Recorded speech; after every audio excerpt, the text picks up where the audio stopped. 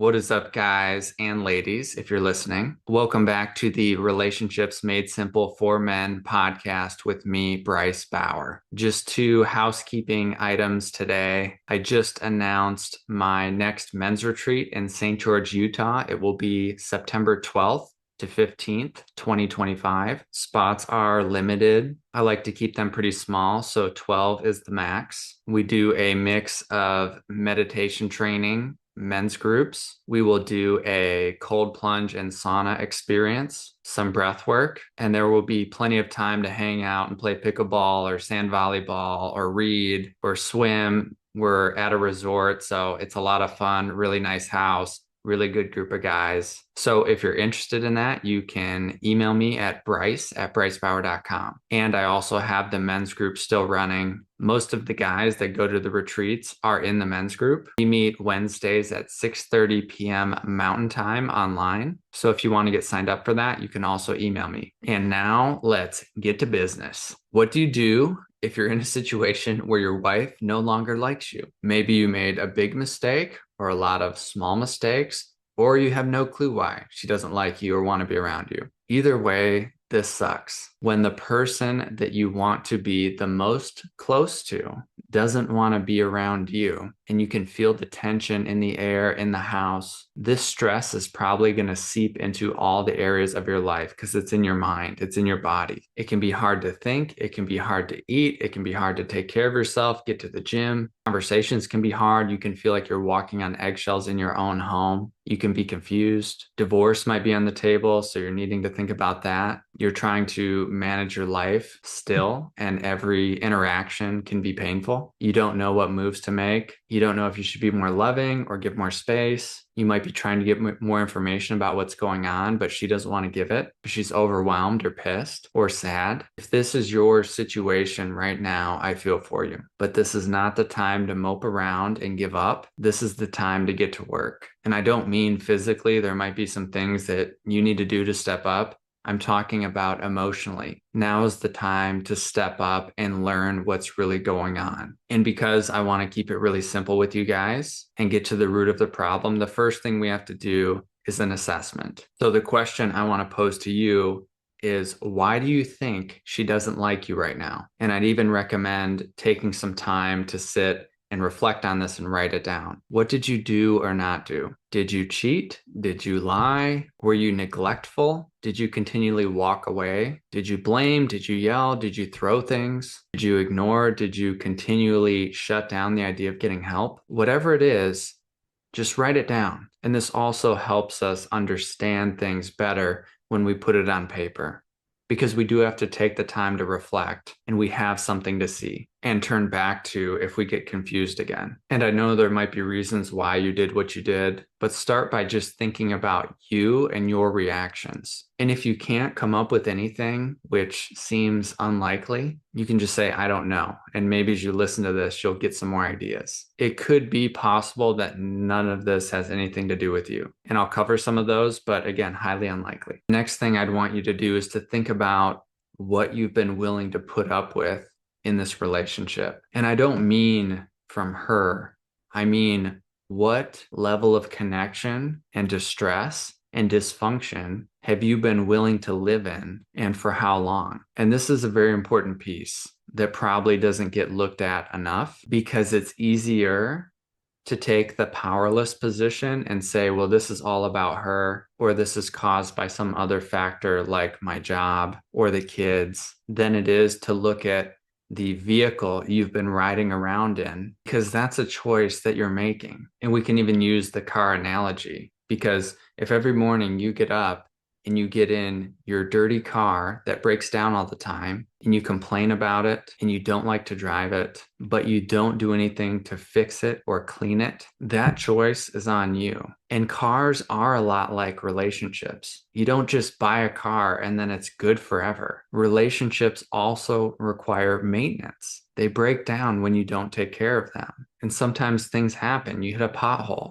That needs to get fixed. If you spill something, that needs to get cleaned up. You leave old food in the car, it's going to smell. And sometimes you might not even know where the smell is coming from or what's going on with the car. So you have to get out and check it out or go into a professional and have them assess it. I say this to a lot of the guys that I work with when they come in and they're just telling me how impossible their wife is. And I'm like, why did you choose this woman? Why are you still choosing this woman?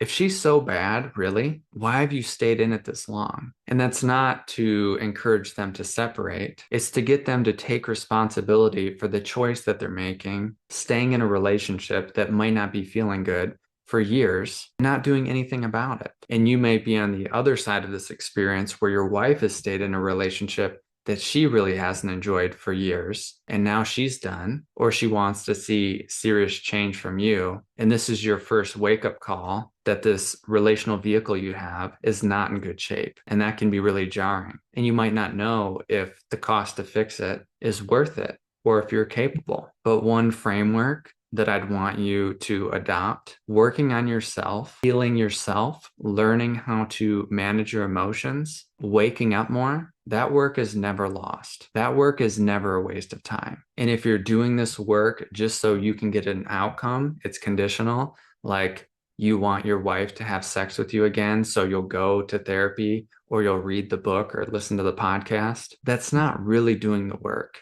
You have to do it for you. And I think that people are really, really smart. Their intuition is sharp. Like we know things even when we're not totally sure of them, we just feel them. And I think our partners can feel when we are doing things conditionally, when we're doing things because it's authentic. And the conditions are really a way to manipulate. You're trying to figure out what's the bare minimum I have to do to get X result. And that doesn't feel good in a relationship because your partner becomes the one that has to bring things to your attention, kind of set you up for success, and then be the decider of how well you did. They need to be kind of like the parent or the teacher. And that's a weight that they carry. When I talk about emotional weight in a relationship, it has a lot to do with how informed we are, how well we're tracking things that need to happen emotionally and physically. And putting our attention on this is the way that we help carry this weight together. You think about if you were partners in a company and one partner was always asking the other one what they need to do. I talk about this in my book. Eventually, you'd probably be like, dude, you need to figure it out. You can't keep coming to me and ask me what you need to do. You need to take some initiative, try things. That's how we learn. Try new things, grow, push yourself. Don't just keep coming to me and asking if this is enough. That's not fair. That's not balanced. And sometimes guys will get into this dynamic with their partners. And it can be a blind spot because if you're like, no, I ask what they need and then I try to do it. That's really an easier position to be in because you don't have to think about it. All that mental tracking is on them. So hopefully that makes sense. The next thing that I want to talk about is what if your wife says she wants space? And it might not be because she doesn't like you. I know that's kind of a surface term, or because she doesn't love you, because I'm guessing she does. But she is just so overwhelmed by the dynamic in your relationship that she doesn't want to put attention to it. When women get burned out, they go here. And if you're just showing up to the game, this can be confusing because you're like, okay, now I'm ready to go. Maybe separation or divorce is on the table. You're like, all right, I'll do whatever it takes. But she's like, I'm kind of half out or unsure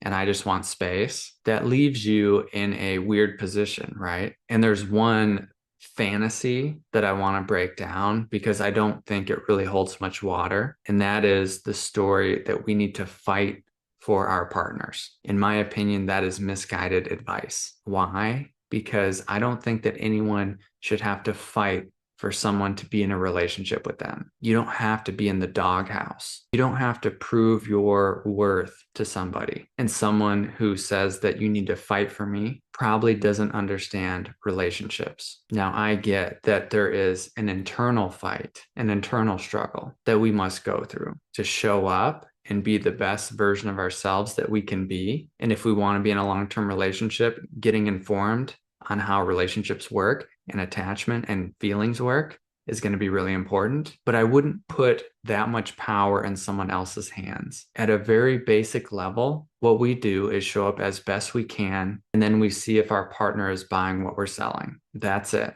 If they think they're getting a good deal with us, they're going to want to lean in. If they think they're not getting a good deal, they're going to lean away. And over time, this can change. Maybe what you presented at the beginning of the relationship is not what you're following through on today. Maybe you're not as attentive. Maybe you're not as loving or cuddly or affectionate. Maybe you are more defensive. You get triggered more easily. You're irritable. You're stressed. That might not be what she signed up for and what she wants. So we need to think about that. And this has nothing to do with our worth. Everyone is worthy of love. But if we're not giving to the relationship, if we're slacking, of course she's going to want to look for a better situation. And we can't blame our partners for that. That's human behavior. It makes sense. And I'm not saying that if you don't feel like what you're getting is enough, that you just turn and bail, because I think you're probably going to create the same situation with somebody else and maybe create a lot of destruction in the process. I personally think that there's a lot of value in staying with the relationship that you started, that you've put years into, and seeing what's possible there. But we have to understand that our partner is in the same position. And the worst thing that you can do if your partner is feeling hurt and neglected and confused by what's happening in your relationship is to blame them for it, because odds are their behavior makes sense. And so if your partner wants space, my advice to you would be to give it to them and not try to push back against that. And odds are that they're scared. And when an animal is scared and they want to kind of back away, and you come in and maybe you try to grab them or hold them or pet them or whatever, and they keep leaning away from you, pay attention to that. They might not want you to comfort them right now. And we have to accept that that might be a result of our actions or inactions. The move is to continue to work on yourself. And I mean reading, listening, journaling, meditating, going to therapy, doing group work, building community, taking care of your health, watching what you eat, sleep hygiene. Those are the things that are going to fuel your tank so that you can show up better and better for whatever interactions you have with your partner. And whatever you do, be nice. I know I have to remind guys to do this sometimes, but just be nice. This is first grade wisdom. Just because something doesn't feel good for you or you don't understand it doesn't mean you need to be mean. Ever. So get rid of the tone, get rid of the blame, and learn how to be a decent human being. And you're a grown-ass man, so hold yourself. If you need to cry and your partner's not available, you got to find someone to cry with. You got to find someone to talk to. If you're continually collapsing into a puddle around your partner, that's probably not going to help either, because they want to know that you can take care of yourself too. We have to take care of ourselves before we can take care of someone else. So if you can't even take care of yourself, think about it. She's watching. She's like, well, how is he going to take care of me? He can't even take care of himself. And I don't mean that having a big cry means you're not taking care of yourself. This is more energetic. We have to find our backbone. We have to be able to stay grounded and hold ourselves while also feeling into whatever's coming up for us. And that can take some time and practice. And I don't have a crystal ball. I can never tell anyone if their wife is going to want to be in a relationship with them again. I can only tell them what the best path forward is. And it's to understand why, to get informed on what's going on with you, why it's made it so hard for you to show up in the way that your wife wants, and to balance yourself out so you're not going up into blame and looking down on her, or just collapsing and needing to be rescued. And the ability to do that, to stay more grounded and balanced, comes from understanding ourselves more and learning more tools to work with our inner narrative, to hold space for our own emotions, to have compassion for ourselves. And whenever we work with couples, we are assessing whether or not they can do couples work based on how stable they are as individuals, because two unstable individuals cannot do couples work. Or if there's one partner that's on the path, has been on the path, and the other one's just kind of dipping their toe in it, usually they need to do individual work first.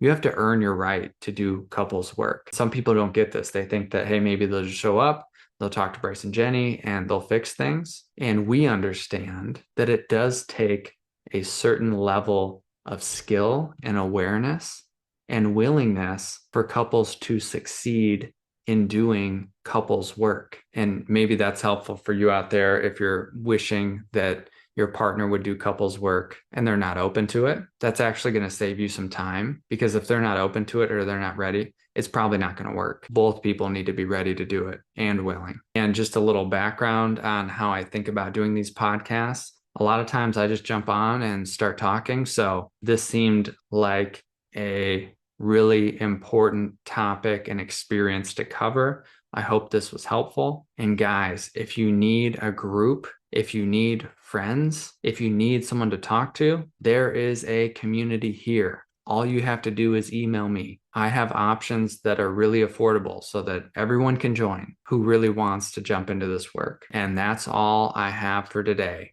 Peace.